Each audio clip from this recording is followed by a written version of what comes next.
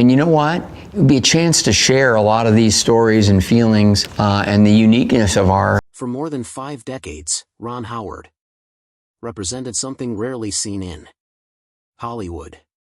Consistency. The child actor who never spiraled. The teen star who never rebelled. The young filmmaker who never faded away.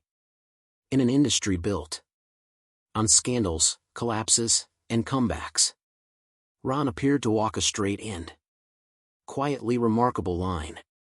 His smile seemed permanent, his reputation spotless, his success almost effortless. But newly surfaced details revealed only moments ago have peeled back the curtain on a life that was far more complicated than his public image suggested.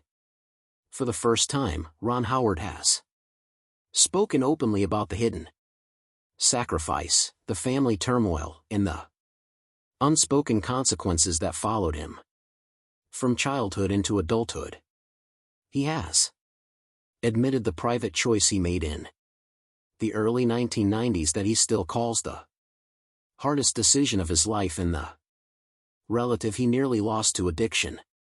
While cameras continued rolling, awards ceremonies continued celebrating, and headlines assumed everything was perfect.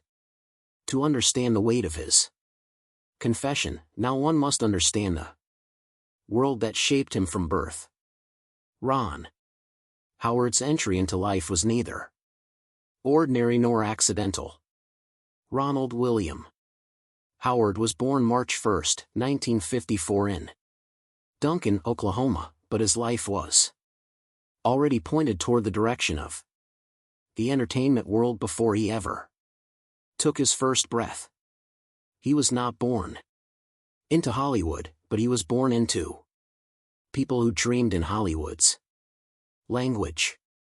His father, born Harold Rance Beckenholt, adopted Rance Howard as his professional name in 1948, 3 years before Ron was born. He served in the United States Air Force, but the uniform never removed the performer inside him.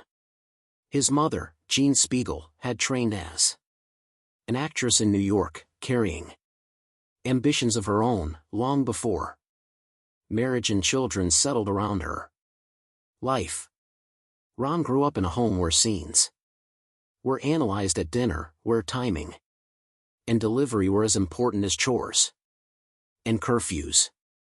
Script pages rested near salt shakers, and conversations often concluded with the question, "How would you play it?" From the outside, this sounded enchanting.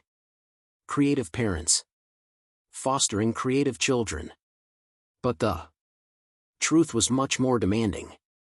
The Howard family was not wealthy.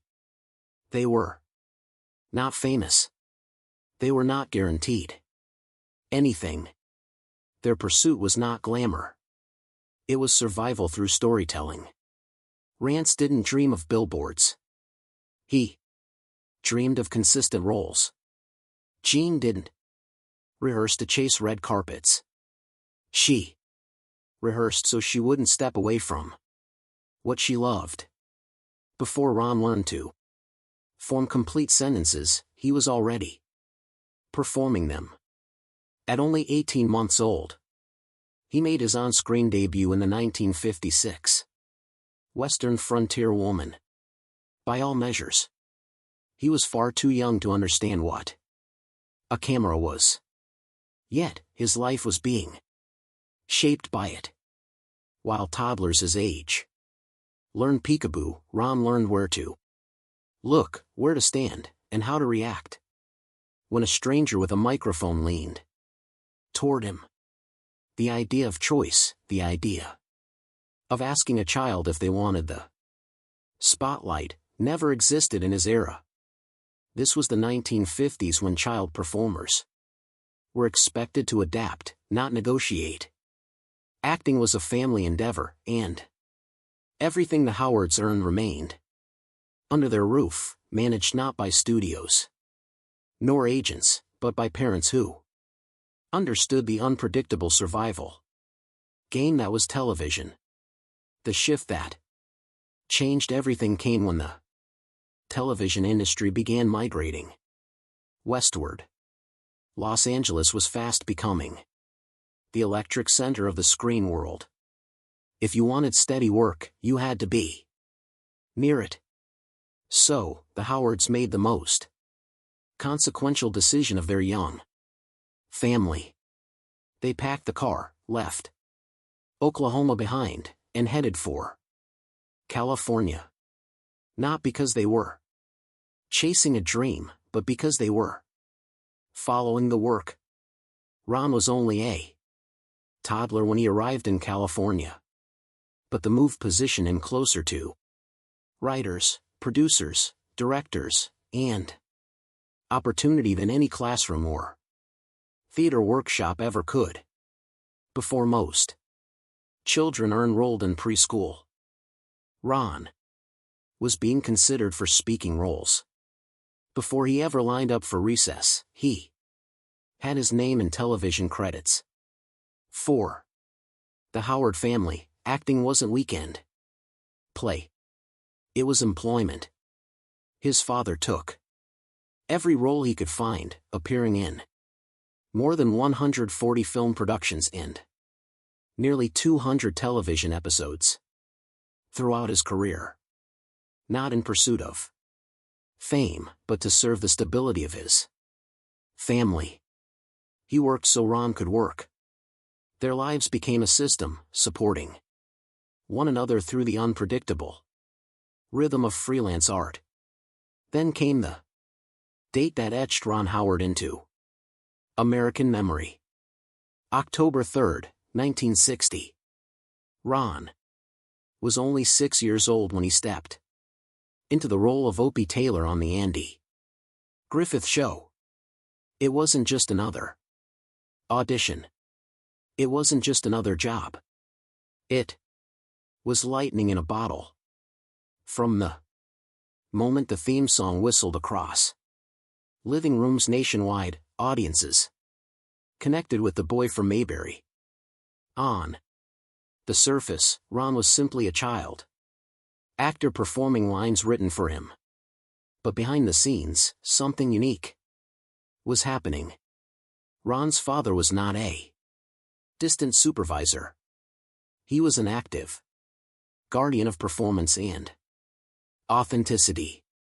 After an early script reading, Rance approached the production team, not as a stage parrot demanding attention, but as a collaborator with insight. He believed the father-son dynamic did not feel genuine. He understood the emotional weight those scenes needed. When Andy Griffith listened and agreed, the soul of the show shifted. The bond between Andy and Opie began mirroring the bond between Rance and Ron. It was a handshake that defined the emotional language of one of the most beloved shows of its time. Ron carried a workload that would overwhelm many adults. Memorizing scenes, filming long days, attending interviews, rehearsing reactions that felt spontaneous to viewers, but were carefully crafted through training. Yet, the Howards operated with rules. There were no outside guardians, no managers controlling the finances, no parental chaos often associated with child performers. They were disciplined, budgeted, structured behind the scenes. Their life remained startlingly simple. They shared regular dinners, meatloaf, fish sticks, affordable staples. Because the entertainment industry never guaranteed a tomorrow. Television work could evaporate as quickly as it arrived. Ron attended public schools in Burbank, Robert Louis Stevenson Elementary, followed by local junior and high schools. On paper, this sounded normal. But his day-to-day existence rarely aligned with the children around him. When he wasn't memorizing lines, he was rehearsing. When his classmates prepared for weekend sleepovers, Ron prepared for Monday call times. He played community sports not as a carefree kid, but as someone carving out moments of normalcy between obligations. Meanwhile, his younger brother Clint also entered the industry, beginning a career that spanned more than 200 acting credits. They were family in the home, co-workers on set, learning early that their childhood existed in carefully managed fragments. Ron Howard's acting style did not come from childlike impulse. It came from calculation. Rance taught him how to act truthfully. He taught him how to pause, how to listen, how to respond like a real person, not like a performer trying to impress. Producers noticed. One described Ron not as a cute child actor, but as a truthful one. The camera rewarded truth and audiences felt it. As his popularity grew, so did his earnings. He went from modest per episode pay to a level comfortable enough to change his family's circumstance. A situation that placed enormous responsibility on a child who had yet to lose all his baby teeth. Fame brought attention. Autographs became interruptions in grocery stores. Smiles became expectations.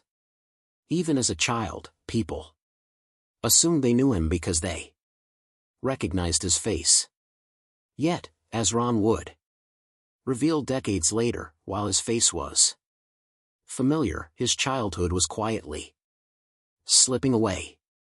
One moment in particular defined his early emotional maturity. It occurred during the filming of an episode involving loss, an episode that required Ron to display deep grief with no dramatic exaggeration. He didn't perform the scene as a child pretending. He simply allowed his breath to slow, his eyes to blink against tears, his voice to tremble with restraint. The director barely called for second takes. The adults on set watched in silence. He was 9 years old, but his emotional performance carried the weight of someone decades older. Ron later shared that he used substitution, a professional technique typically reserved for much older actors. If a scene called for sadness, he would recall something real that hurt. But unlike adults, he did not yet understand where to place those emotions once the camera cut. He learned to bury them quietly, then move on to the next scene. Documentaries often highlight the successes of child actors, but rarely do they illuminate the isolation. Ron described these years as a golden cage. Beautiful from the outside, restrictive from within. The California state law required 3 hours of schooling on set and no more than 8 hours total on production days. A welfare worker monitored the requirements, but that technical compliance did little to replicate the experience of childhood. His schoolroom was a small instructional space near the production stages. He learned multiplication tables while grips rolled equipment past the door. He practiced spelling as sound technicians adjusted microphones. At lunchtime, instead of joining a cafeteria full of peers, he ate near his father or members of the crew. Andy Griffith sometimes played guitar to lighten the atmosphere. Don Knotts shared jokes that were carefully clean. These moments became his equivalent of playground laughter. This was his world. Warm, safe, but sectioned away from people his age. Years later, long after, replacing acting marks with directors, chairs, and long after exchanging his on-screen expressions for behind the camera vision, Ron Howard would admit that he lived a childhood admired by millions but shared with very few.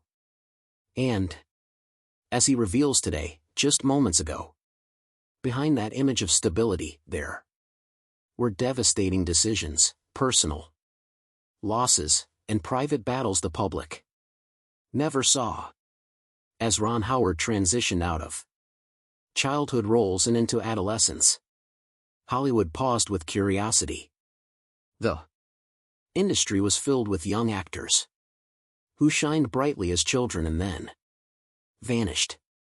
The transition into adulthood had claimed many careers. Yet, Ron navigated it steadily and without spectacle. By his late teens, Ron took on the familiar role of Richie Cunningham in Happy Days, another series that captured American audiences. Let us know in the comments. And don't forget to like, share, and subscribe for more updates just like this.